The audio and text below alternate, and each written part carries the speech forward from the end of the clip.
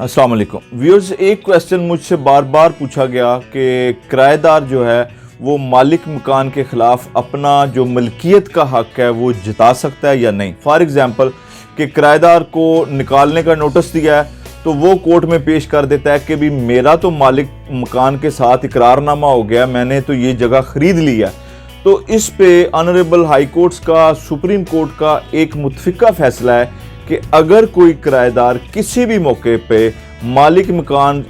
के मुतल्लक या उसके हक़ मलकियत को चैलेंज करता है तो सबसे पहले उसको मकान, दुकान, प्लाजा, प्लाट या जिस जगह पे वो किराएदार है उसको खाली करना पड़ेगा। फिर जो प्रिलिमिनरी कोर्ट है या कोर्ट ऑफ कॉम्पिटेंट जुरिस्डिक्शन है, सिविल कोर्ट है, वहाँ पर वो केस लड़ना पड़ेगा कि भी मैंने ये जगह ख़रीद ली है और ये मुझे दी जाए। खाली करने से पहले वो इस जगह पे अपना उस मकान, दुकान पर हक नहीं जता सकता।